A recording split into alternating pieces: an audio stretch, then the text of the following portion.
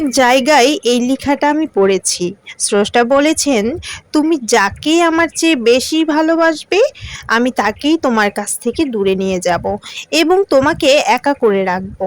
তিনি আরো বলেছেন, কখনো বলবে না আমি তাকে ছাড়া বাঁচব না, তবে আমি তাকে ছাড়াই তোমাকে বাঁচাবো এবং পেছনের অনুগত সব আবেগ কেড়ে নিয়ে তোমাকে দিব্যি সামনে নিয়ে যাব। তুমি কি দেখো না, ঋতুরাও বদলাতে থাকে, ছায়া দেওয়া গাছেরাও পাতায় ঝরিয়ে যায় শুকিয়ে এবং ধৈর্য হারিয়ে যায়, কিন্তু তোমার স্রষ্টা ধৈর্যশীল ও পরম দয়ালু।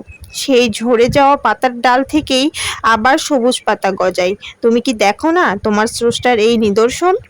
যে মানুষটাকে তুমি নিজের অংশ ভাবতে, সেই মানুষটাই একদিন অচেনা হয়ে যায়, তোমার মন ভেঙে যায়, এমনকি তোমার বন্ধুও শত্রুতে পরিণত হয়, আর শত্রুও খানিক সময় পরে পরিণত হয় বন্ধুতে।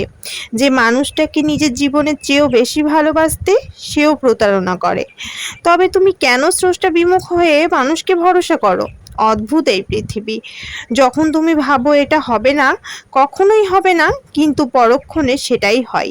সেটাই হবার নয় কি? তুমি বলো আমি পড়বো না, অথচ তুমি পড়ো।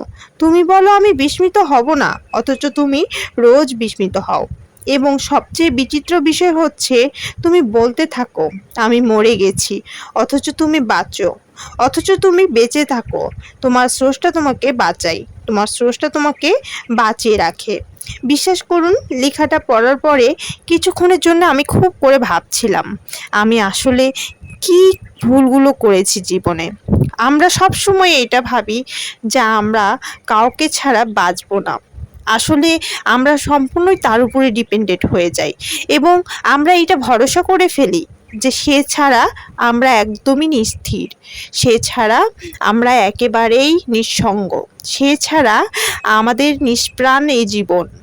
এইটা কি আমাদের ভাবনার কাছে অনেক বেশি ভুল না? আপনারা কি একবার ভেবে দেখেছেন এটা আসলে কতটা বড় ভুল করি আমরা? স্রষ্টার সাথে একটা মানুষকে তুলনা করা হচ্ছে, এই কথা দ্বারা আমরা ভুল করে স্রষ্টার সাথে মানুষকে তুলনা করি। হয়তো বা কেউ বুঝে করি, হয়তো বা কেউ না বুঝে করি। একটা কথা মনে রাখবেন, আমাদের জন্ম মৃত্যু সম্পূর্ণই আল্লাহর হাতে এবং আমাদের সৃষ্টির সেরা যে জীব সে হচ্ছে মানুষ। আর আমরা এই মানুষ কিনা আল্লাহকে এইভাবে খুব তুচ্ছ করে কথাটা বলি। জি হ্যাঁ, আমরা কিন্তু না জেনে না বুঝে আল্লাহকেই কথাটা বলি। আমরা একটা মানুষের সাথে আল্লাহর তুলনা করে ফেলি, আস্তাগফিরুল্লাহ। অবশ্যই এটা ভুল।